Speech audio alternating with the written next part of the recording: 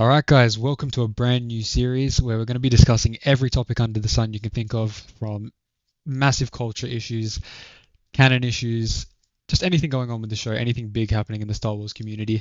The first guest we have on, who's probably going to be a regular guest, is Annie Kestis, one of the greatest friends of the channel. Annie Kestis, welcome to the channel, and it's great to have you. Hello there. Thank you for having me. I'm excited to get started with this. Thank you. I think this will be a pretty big series. Now, do you have any channels you want to shout out, any projects or anything you're working on before we get started? Yeah, so as far as Annie Kestis goes, my kind of connection to the Star Wars community, I do have a Twitter account where I tweet about Star Wars books that I'm reading, Star Wars things I'm watching and stuff like that, and I like to kind of connect with the fandom. I Yeah. also have my private website where I post kind of everything. It's not limited to Star Wars, but obviously, since I'm mostly connected to Star Wars, I post a lot of that stuff there as well. I also have a new channel that I'm working on, which is focused around books, comics, manga, that kind of thing, called Jahan's Reads. And it's kind of just a little booktube channel. It's nothing too serious. All right, sounds very good. Now, the topic we're going to be talking about today, as you can probably tell from the title, is did the Acolyte kill Star Wars? So, to save you the bait, to save you the clickbait, all of that, we're going to give a one word answer.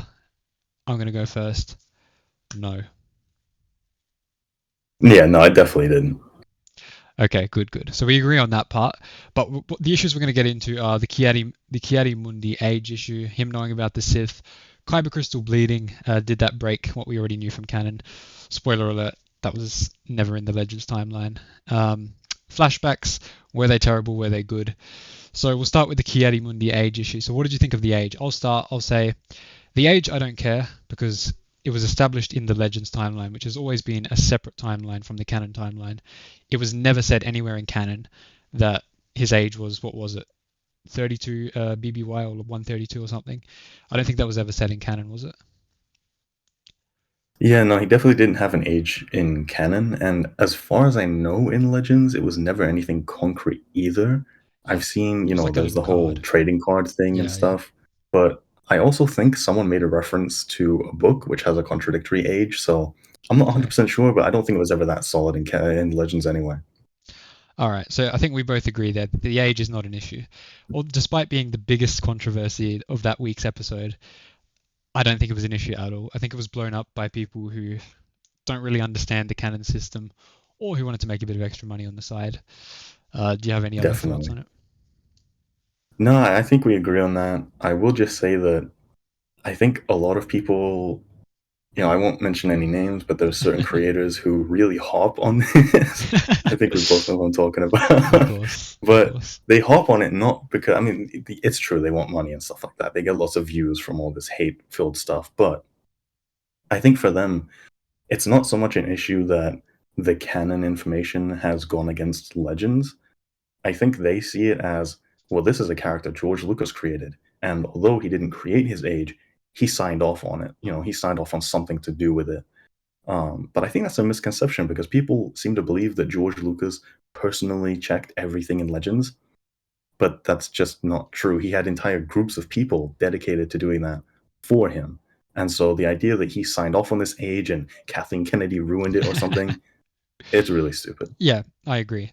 People think just because George created it, that has to be honored for all time. Although, all right, I don't want to get biblical here, but we're under a new covenant now. After Disney took over in 2014, they made a clear statement saying everything in the past is non canon now. We're starting fresh, except for the six movies and the Clone Wars TV show. We're basically under a new agreement with the fans that everything that comes next will be canon, but everything that came before won't be canon anymore.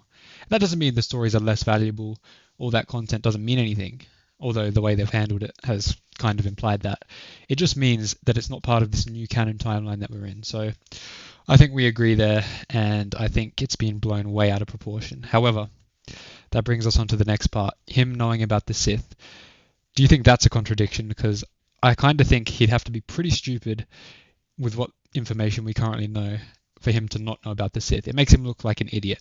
So what do you think? I can see where you and other people are coming from when they have that viewpoint. However, I don't think that it is all that well developed as far as a point of view, because it's true in the episode where we have him and the other Jedi gathered around like a hollow table or whatever, he gets a lot of information which you would easily be able to conclude there is something very dark happening here, might be affiliated with the Sith. Sure, we haven't seen them in almost a millennia, but this doesn't look good. Yeah, yeah, But by the end of the series, it is very, very elaborately covered up that Saul had dark side tendencies and he did something evil and he tried to cover it up by killing other people who were in on it. And, you know, it's 100 years roughly gap that we have to remember that this guy just lives his life, everyday stuff for almost a century with no Sith ever appearing again. As far as he's concerned, this is just one of his old buddies who did something bad, and that's it. yep. I agree with that. The only point I would say is that the explanation that they're holding within the Jedi Order, or is that only the explanation that they're giving externally to the senators and the investigation? I couldn't really tell from the end of the series. Yeah, that's where I think a lot of interpretation comes through, and that's why I don't say it's an invalid viewpoint, because I think Okay. you have to develop your own point of view about this because it's not told to us. At the very end, of course, we see Venestra Rowe go to Yoda. I think, and I know Star Wars Mega, friend of the channel, we both think that she's turning to Yoda for help. Like, hey, I know I said this is what happened, but actually it was this, and it's really bad. Help me, like, with my fallen Padawan or something. Um, so I don't think it was super clear, and I think they did that on purpose because they have a bunch of tie-in material coming out soon. Yes, which we will talk about that on the next episode of this, because I'm really happy that they're actually doing tie-in material with the live action shows. But overall, I pretty much agree with that. I'm very happy they didn't give us the conversation with Yoda, because it's better to leave it up for interpretation at this point, because we just don't have enough information. Yeah, But for sure. that leads us on to the next, which is the Kyber crystal bleeding. Did you think it was a good thing? Did you think it was a retcon to Sith using artificial crystals? Spoiler alert, no. And yeah, what were your overall thoughts on Kyber crystal bleeding being shown in a live action TV show? So first of all, as far as it goes, like visually, I think it looked really lame. I didn't like Oh, how they really? Okay. executed it at all. Yeah, like the way it's like flickering and is she evil? Yeah, she is. I really didn't like that. I think it was Okay, silly. okay. However, we have to remember that this is more geared towards a younger audience, and so fine, whatever. I don't mind that that's how it was depicted. When it comes to the fact that this is the first time seeing it in live action, I love that. That was so cool, and especially because it's not the standard bleeding that we're used to from the comics. Like the Darth Vader comic, which I absolutely love, shows Vader going through a very difficult process of bleeding his crystal, and we see a similar thing in The Rise of Kylo Ren. This is different. She does it immediately without even, at least as far as we know, intentionally trying to. And it's because she's actually touching the exposed crystal on the damaged saber. And so I Yeah. like that the first time we see it is something different. But no, it definitely doesn't go against the whole Legends thing when it comes to synthetic crystals. Because, like I just said, there are two dark side users we saw in canon comics who didn't do it that way to begin with. Yep. Okay, we fully agree there. The one thing I'll add is in those two comics, um, sorry, a question that's been raised by pretty much everyone is, well, if she can do that by just having rage, why didn't Anakin's saber go red when he killed the younglings or when he was on Mustafar? And the key answer to that, which we have from the comics, is that every time a crystal has been bled in canon, the user has been touching the raw crystal directly. And I'm so happy they just showed like 2 seconds of a shot of Osha. Was it Osha or May? It was Osha. Yeah, they showed 2 seconds of Osha touching the crystal with her bare hands, or at least touching the raw crystal. I was so happy they included that, because if not, it opens up so many questions. Why didn't Anakin bleed his during the youngling? So I'm very happy they showed that. Um, I don't actually agree with the visuals. I thought it was okay.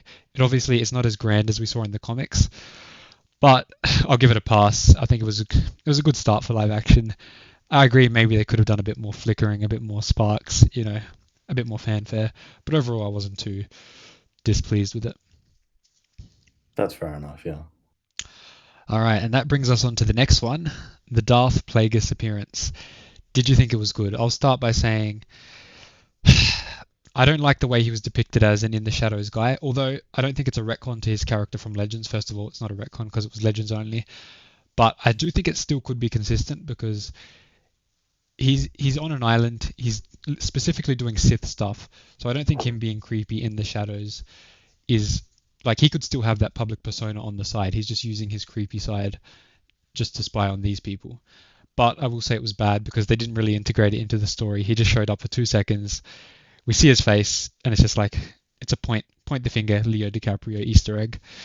What do you think?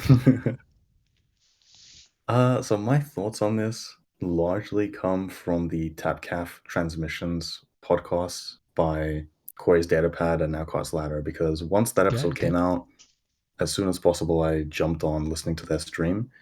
It has been years since I have listened to or read Plagueis. I love the novel, but it's a really, you really have to kind of immerse yourself into it and dedicate yourself to it, I think, in order to get the most out of it. And I don't find the time to do that very often.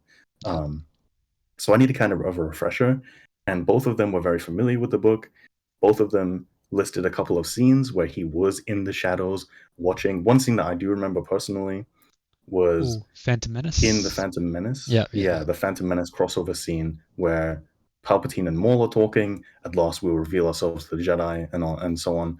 Uh, Plagueis is actually just in the shadows somewhere with his droid, listening to their conversation from Yeah. afar. Like Okay, that's I remember exactly that the now. kind of character he is.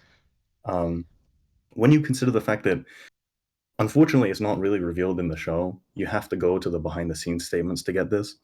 But Leslie Headland has said that this show is about a Sith apprentice trying to overturn or overcome their master with the help of an acolyte. And so putting Plagueis there was meant to show us, the audience, Plagueis is training Kimir, Chimir, whatever people like to call him. And the acolyte, of course, is, in this case, Osha, although at first we thought it would be May. So I don't like, clearly they're trying to get more material to tell the story in a more grand way.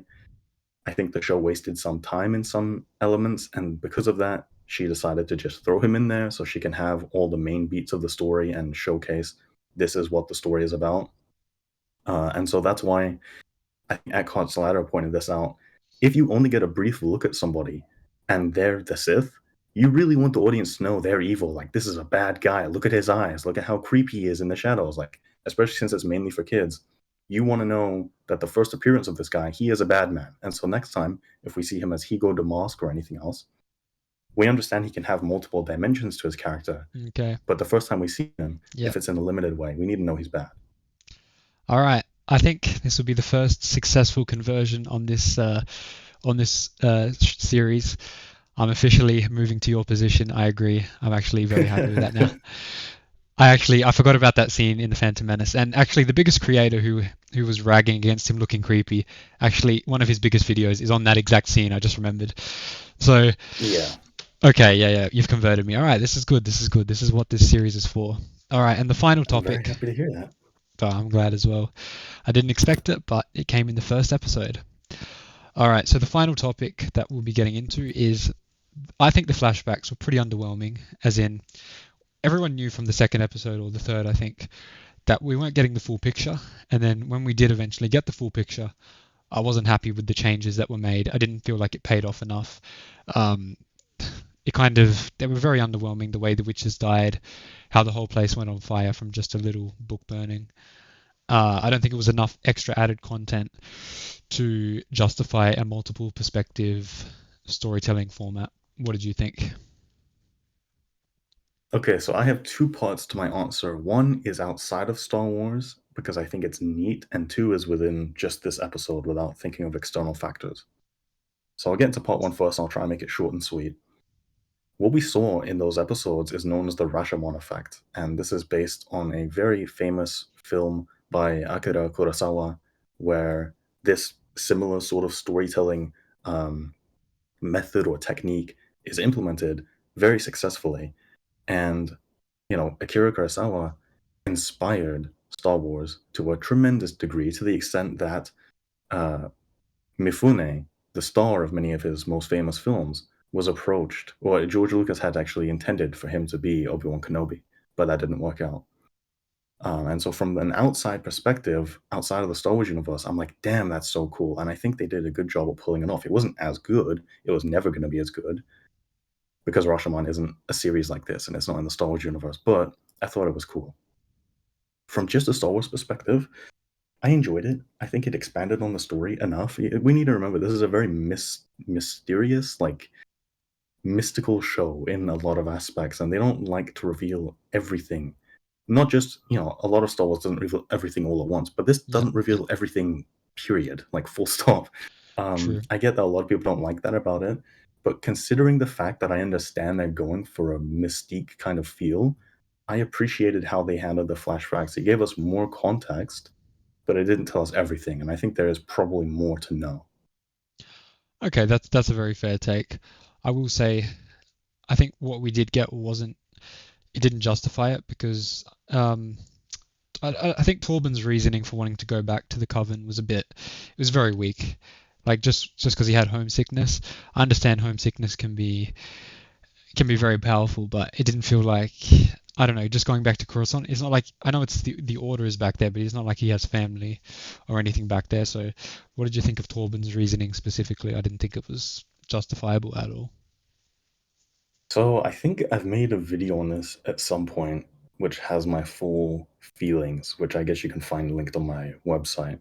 But if I was to summarize it, I get people's complaints entirely. Like that makes a lot of sense to me that Yeah. they didn't really click with that reasoning. However, the way I see it, a lot of people misinterpreted, by the way, and this is like a side note for the Acolyte as a whole, because the show focuses on the twins so much. When they found out that there was a virgins, immediately people go, the twins are a virgin, just like Anakin. No, no, no, no. Brendok was ruined by a terrible hyperspace disaster, which Which is you can find in the told books. in the Light of the Jedi, which I'm going through now as part of our canon book club on the Star Wars Archive Wiki. Which, if you're interested, you can join that. We go through a canon book every month, and we have a Absolutely. Legends book club where we go through a Legends book every month as well. Link will be in the description. But yeah, definitely. But so there's a terrible hyperspace disaster. It ruins any shred of life on the planet. And mysteriously, not very long later, there's life. It's bustling. And so the Jedi say there is a vergence on the planet which has caused this miracle to happen, basically. Let's investigate. And when they've been there for, what was it, 2 or 3 months? Yeah, something like that. It was yeah, quite short. Yeah, so they were there for a while, but they're looking for some kind of source of this virgin, some kind of evidence that it exists beyond the fact that it was nothing and now there's something. And they come across seemingly these miracle children who there's no logical explanation for how they were created. And the reason or motive or method behind their creation is such a secret that these witch coven who have existed for who knows how long, but they've been on the run for many years. We hear that in the episode. Um, they're willing to die, all of them, to protect the twins and the method and the motive. And you're like, well, clearly this is something major. So I think Corbin latched onto that. Hey, mysterious twins, fanatic coven of witches. This is it. This is the evidence we need. We can go home now. Like, we're done here. No more months of looking at random dirt and leaves they were collecting. We're done. We can go home. Okay, yeah. That's a very fair point. I'll even say that as someone who didn't like the reasoning, I'll say that's a fair point.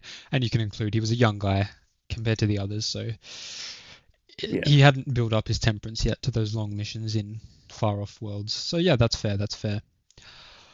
Something I'll All right. say, he doesn't come across as super young and super inexperienced, but I would think a vergence in the Force would be something you would learn pretty early on at the Jedi Temple, and he has to have that explained to him when it's mentioned. Like, wait, what is a vergence? What is this thing we're Okay. investigating? And that's 2 months into the assignment. So I think there's something going on there. All right. That's a very good point, and I hope we see that in season two if it ever gets made. So to end it off, give me a one sentence answer. Does Acolyte deserve a season two? I believe that it deserves a season two because it is doing a lot to help and influence the lore leading up to George Lucas's Star Wars saga. However, unfortunately, I don't believe it will get a season two because the numbers are not good. All right, perfect. I pretty much agree exactly with that reasoning. So that's where we'll cut it off. Thank you so much, guys, if you made it this far. If you did, drop a thank Mr. Plagueis in the comments below, as with every video. This has been a very fun chat. I think this series will continue if you guys want to support it. Please check out Annie Kestis' channel, Jahan's Reads, and his website, which will all be in the description. Check out the Star Wars Wiki, which is the most comprehensive, accurate, and feature-rich wiki ever created for Star Wars. Check that out in the description. Thank you so much for watching, guys, and we'll see you in the next chat, hopefully next week. Thank you, guys, and thank you, Annie Kestis. Bye bye.